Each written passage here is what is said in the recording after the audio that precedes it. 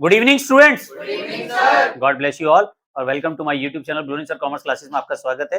मैं पढ़ा रहा हूँ आपको जनरल एंट्री और वन शॉट में ही समझ में आएगी मेरी जनरल एंट्री की जो मैं पढ़ाता हूँ उसकी खास बात ही यही है। और स्टार्टिंग से जुड़े रहें और पार्ट को स्टार्टिंग से देखें और फर्स्ट टाइम चैनल पे हैं तो सब्सक्राइब जरूर करें।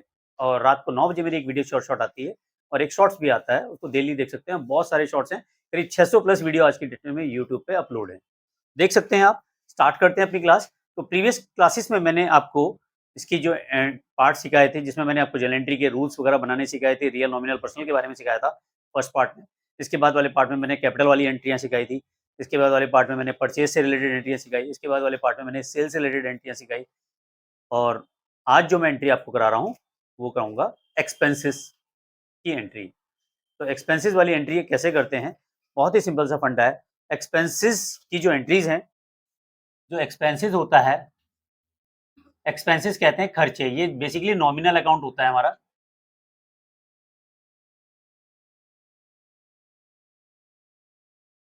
या तो एक्सपेंसेस कैश में पेड करोगे, ठीक है, या तो एक्सपेंसेस कैश में पेड होगा या फिर ये होगा चेक में पेड या ये होगा आउटस्टैंडिंग। क्या होगा ये? आउटस्टैंडिंग का मतलब होता है ड्यू बट नॉट पेड। खर्चे तो हो गए हैं परंतु उनका अभी तक आपने पेमेंट नहीं किया है, तो ऐसे एक्सपेंसेस क्या माने जाते हैं?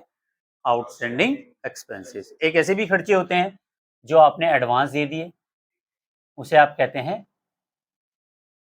Prepaid expenses. इसको कहते हैं पेड इन एडवांस। समझ में आ गया? तो यहां तक क्लियर हो गया। चलिए, तो अब एक्सपेंसेस देखते हैं। कैश में पेड करते हो तो यहाँ पे एक वर्ड यूज किया जाता है, ठीक है, एक वर्ड यूज किया जाता है, उसे कहते हैं कैश। जो आप पेड करोगे, इसकी पहचान ही क्या है? इसके आगे लिखा होगा पेड, पेड वर्ड। तो पेड का मतलब है आपके पास से कैश जा रहा है और जिस खर्चे में जा रहा है उसको आप डेबिट करोगे। और रियल नॉमिनल अकाउंट का जो रूल आपको मैंने सारे सिखाई रखे थे। और ये जो खर्चे वाले अकाउंट होते हैं, ये कौन से अकाउंट होते हैं? Nominal account. ये कौन सा अकाउंट हुआ हमारा? Nominal account. और नॉमिनल अकाउंट का रूल होता है डेबिट ऑल एक्सपेंसेस। इसका रूल क्या है हमारा? Debit all expenses. मैं डेबिट की बात कर रहा हूँ, खर्चे सारे डेबिट होंगे क्योंकि एक्सपेंसेस की एंट्री हो रही है। तो ये एक्सपेंसेस क्या होंगे? सारे के सारे डेबिट। जो भी खर्चा है उसको डेबिट कर दो और क्रेडिट में कैश, या चेक से दे रहे हैं तो बैंक। ठीक है, तो स्टार्ट करें क्लास। तो जैसे कैश पेड की बात करता हूँ, एंट्री है सैलरी पेड। सैलरी पेड की है हमने, तो सैलरी पेड की एंट्री क्या होगी? सैलरी क्या है हमारा? एक्सपेंसेस। तो डेबिट ऑल एक्सपेंसेस। एक्सपेंसेस क्या हुआ हमारा? सैलरी। और जा क्या रहा? कैश। जो आ रहा है डेबिट, जो जा रहा है क्रेडिट। मैंने बहुत आसान रूल बताया था, देसी रूल है। जो भी आ रहा है उसे डेबिट करो, जो भी जा रहा है उसे क्रेडिट करो। तो रियल नॉमिनल अकाउंट का रूल होता ही है डेबिट ऑल एक्सपेंसेस। तो खर्चे क्या हुए हमारे? Salary, salary account debit to cash account being salary paid. मान लेते हैं 10,000 दे रहे हैं। अब आप इस चीज को देखो, जब भी आपको मैंने बताया था कि थोड़ा सा डेबिट और क्रेडिट का डिफरेंस रखना एक लाइन में, मतलब वैसे तो बेसिकली मैं इसकी जनरल एंट्री के 5 कॉलम बताऊंगा, वो आपको मैं बाद में सिखाऊंगा। फिलहाल आप बिना कॉलम के समझ लो आसान तरीके से। दूसरा, अगर हमने सैलरी की जगह अब की बार वेजेस पेड की है, पेड वेजेस ₹1000, क्या एंट्री बनेगी है बताओ? हाँ, पेड वेजेस कर रहे हो ना आप। Wages account debit to cash account. Salary की जगह क्या जाएगा? Wages,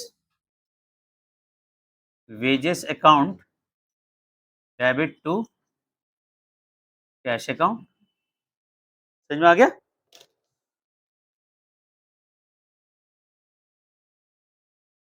being wages paid. समझ में आ रहा है?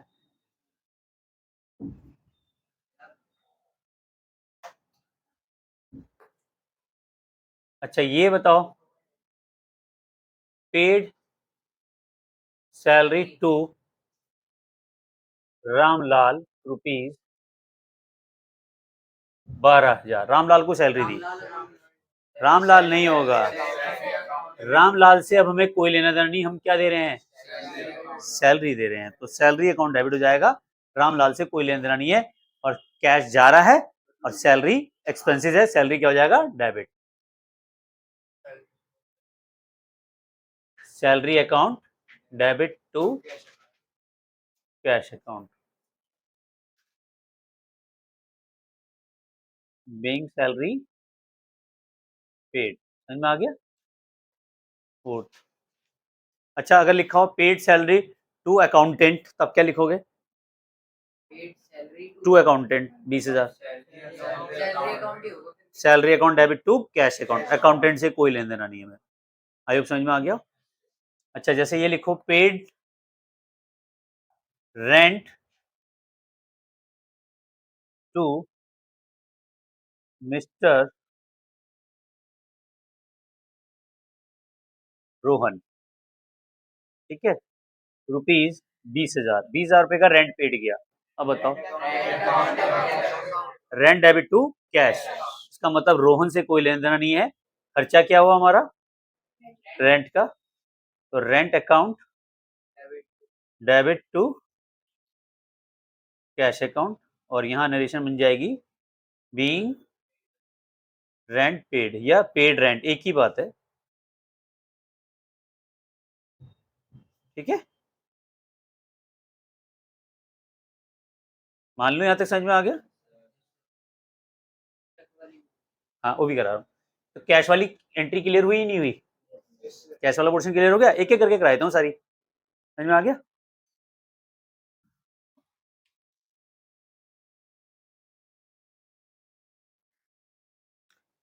तो कैश वाली एंट्री आपको सबको क्लियर होगी। अब करा रहा हूँ चेक की।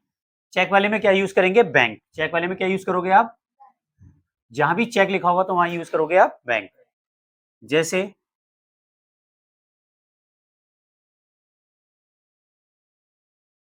Paid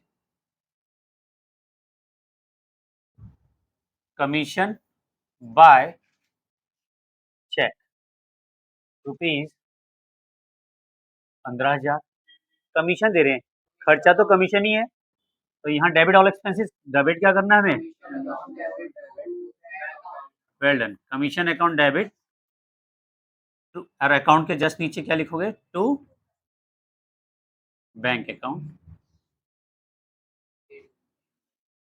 being paid commission by cheque कर लो,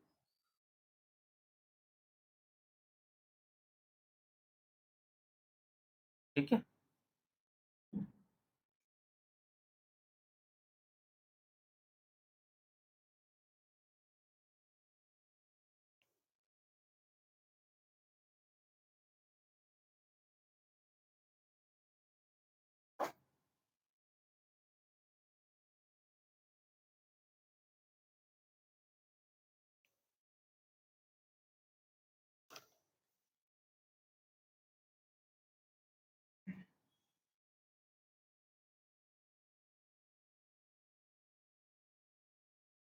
पेड रेंट बाय चेक, बताओ क्या एंट्री बनेगी, rent account debit to bank account, rent account debit to bank account being paid rent bye,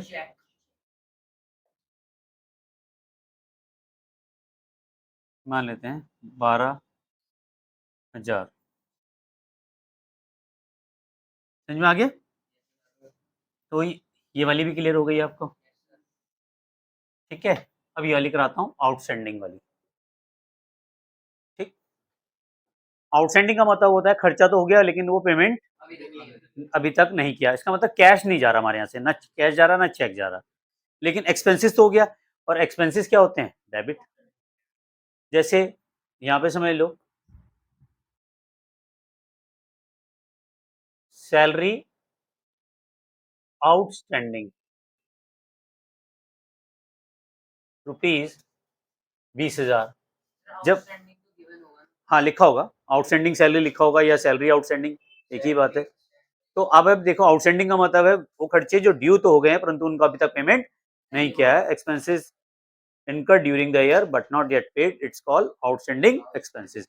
ऐसे खर्चे जो ड्यू हो गए हैं परंतु पेमेंट नहीं हुआ। जब हम सैलरी पे करते हैं तो एंट्री बनाते हैं सैलरी टू कैश, लेकिन जब हम सैलरी आउटस्टैंडिंग है तब यहाँ एंट्री क्या बन जाएगी, सैलरी तो डेबिट होगा ही होगा, जैसे यहाँ कमीशन डेबिट हो रहा है, यहाँ रेंट डेबिट हो रहा है, वेजेस दे रहे तो वेजेस डेबिट हो रहा था। सैलरी अभी दी नहीं है लेकिन सैलरी का खर्चा हो गया है, जैसे इलेक्ट्रिसिटी ड्यू हो गई है परंतु पेमेंट नहीं किया, हम पेमेंट जब करेंगे तब कैश लिखेंगे, जब तक पेमेंट नहीं किया तब तक वो क्या माना जाएगा, आउटस्टैंडिंग। तो सैलरी अकाउंट डेबिट और यहाँ पे आ जाएगा कैश की जगह आउटस्टैंडिंग सैलरी।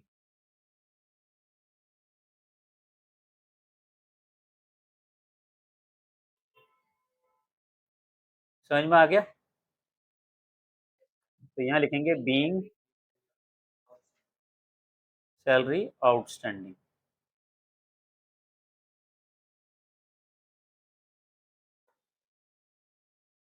ठीक है, ऐसे ही कर देते हैं। Rent outstanding ₹30,000। अब बताओ।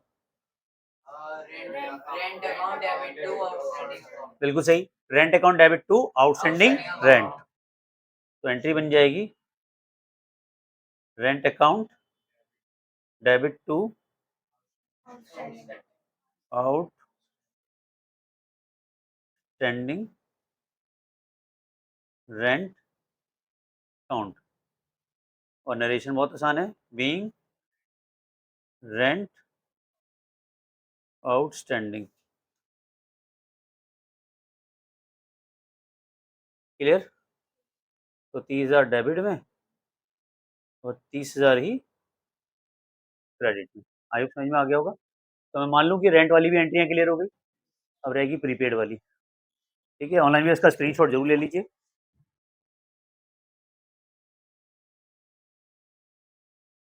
तो प्रीपेड वाली कराते हैं। प्रीपेड का मतलब होता है पेड इन एडवांस, प्रीपेड का मतलब होता है पेड इन एडवांस।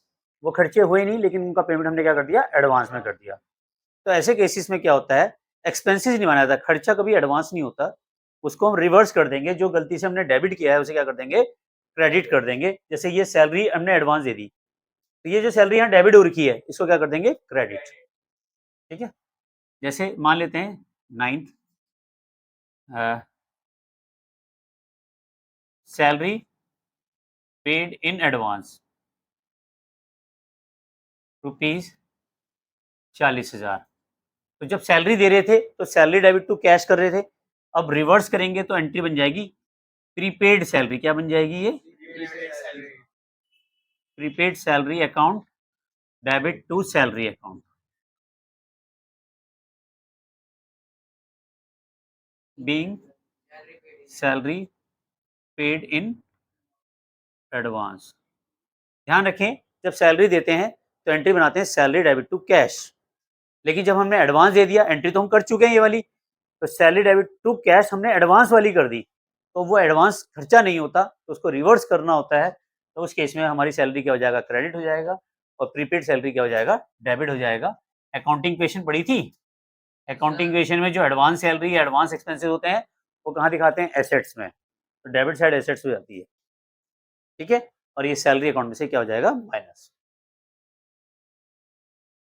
एक और है, जैसे मान लेते हैं insurance premium paid advance, insurance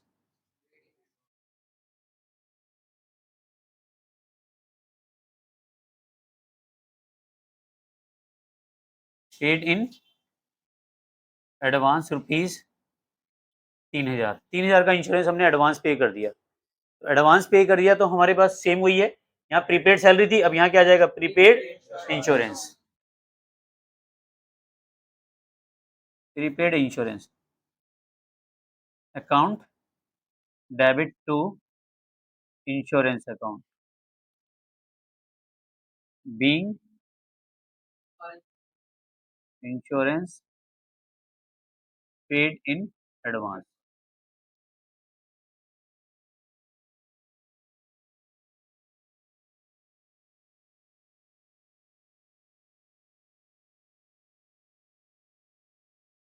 और ये अमाउंट आ जाएगा 3000। ठीक है, तो ये वाली पोर्शन भी क्लियर हुआ और इस तरह से मेरी एक्सपेंसेस वाली एंट्रियाँ सारी पूरी होती हैं और ऑनलाइन वेयर्स का स्क्रीनशॉट ज़रूर ले लीजिए।